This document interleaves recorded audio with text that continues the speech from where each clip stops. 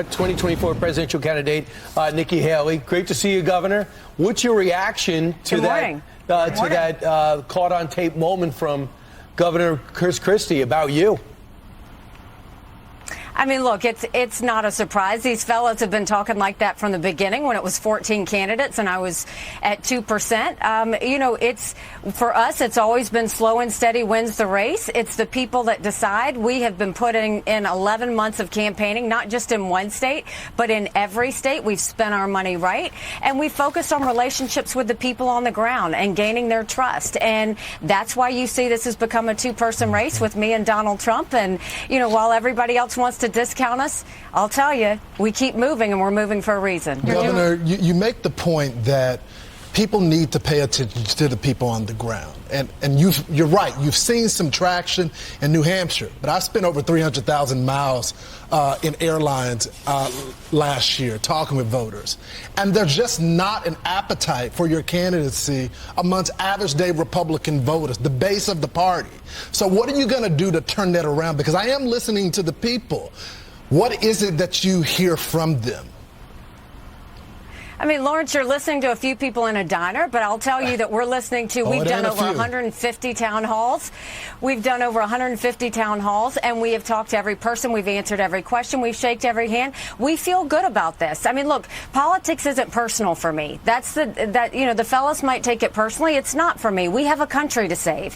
And, while I can tell you that we know that the economy's out of control and we've got to get inflation back on track. We know we've got to get our kids reading. We've got to secure our border once and for all. It's not about politics. It's about policy and results. And that's what we're going to give to the people. And that's why I think we're doing so well in the polls. What is your response to Donald Trump when he says she always promised me that she wasn't going to run? Look, that was before we had the debacle in Afghanistan. It was before we saw, inflation on the rise. And it certainly was before the midterm losses that we had. I worked really hard on those midterms to try and get governors, House members and Senate members to win. And we lost all of that. And that's when I knew, and I gave him a call. I gave him a call for two reasons. One, because it was the right thing to do. He had given me the job.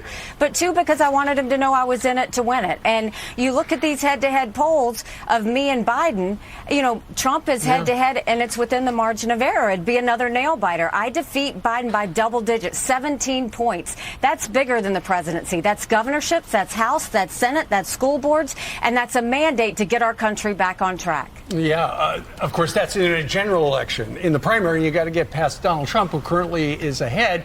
Right now, last night you were at a debate at Drake University in Des Moines. It was on CNN, and there was a lot of back and forth between you and Ron DeSantis because essentially you are fighting for number 2. Watch this. We don't need another mealy-mouthed politician. Rather than have him go and tell you all these lies, you can go to DeSantisLies.com. I debated the governor of California, Gavin Newsom. I thought he lied a lot. Nikki Haley gives him a run for his money. Every time he lies, Drake University, don't turn this into a drinking game because you will be overserved. And she may even be more liberal than Gavin Newsom is. His campaign is exploding. Well, Governor, it was very clever on the behalf of your campaign to come up with that website, that URL. You did make a good point, and that is, if you're going to surge in a campaign, you want to surge at the end before people start to caucus or before people start to vote. I mean, a year ago, Ron DeSantis was way ahead of Donald Trump in the polls. Now, here we are just 4 days away from Iowa. Do you have a prediction of what's going to happen on Monday night in Iowa?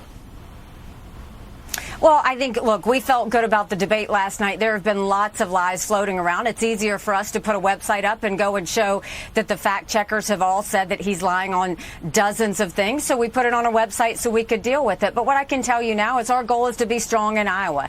We're going to move it to a two-person race when we get to New Hampshire. We're going to get stronger when it's in South Carolina, and we're going to finish it. And this is very much an open race. This is very much something that's going to happen. I mean, Trump didn't show up on the debate stage. That's That's unfortunate. He's got a lot of things to answer for. And, just to do a town hall where you can answer questions easily is one thing. To get on a debate stage and have to take the hard questions is something very different. But, the people are excited. They're ready. They're making their decisions. We can feel it. And so, look, we're going to continue to do everything we can to fight for every Iowan's vote all the way until the end. And then we're headed to New Hampshire, and we're looking for a good night in New Hampshire as well. No doubt about it. Single digits to one of the 2 or 3 left standing is tremendous. But Elon Musk seems to have called you out on this. He said this on his on X or Twitter. Do you want to fly in an airplane where they prioritize DEI hiring over your safety? That's actually happening. And he pointed out that you served on the board of Boeing. What's your reaction to that? I served on the board of Boeing because they brought 7,500 jobs to our state. We fought unions together. We went through a lot together, and they knew that I knew their company and knew everything well.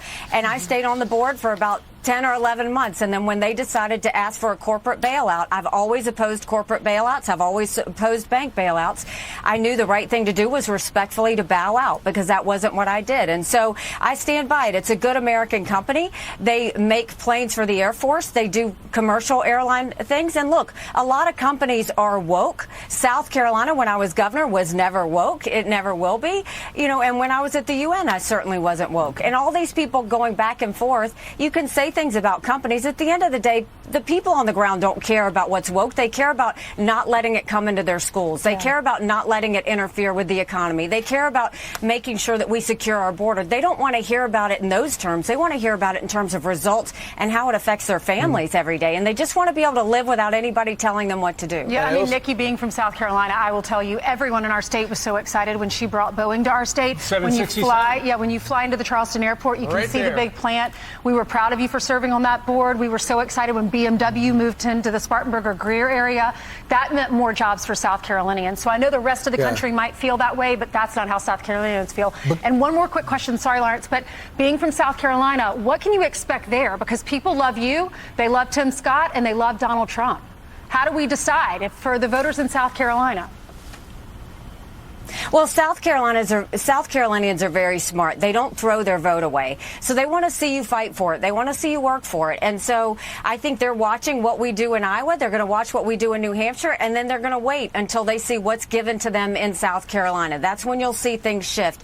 Our approval numbers are very good in South Carolina because they know I fought for them. They know we fought to pass the toughest illegal immigration law in the country. They know we passed tort reform, that we passed voter ID, that we, turned South Carolina into the beast of the Southeast by bringing 11% unemployment down to 4%. So they're very proud of the work that we did. And so we're going to bring it back to South Carolina, and we're going to bring it back with momentum. And taking down the Confederate flag. People cheered you on for that. All right. Nikki Haley, thank you very much. Thank you. We're going to be in Iowa on Monday. Hope you can drop by Des Moines to be with us. And the week after, we're going to be in New Hampshire. Maybe we'll see you twice in person in the next 2 weeks. You will see us a lot. Go to NikkiHaley.com and join us. All right. Very good. Okay. Thank you. Thank you.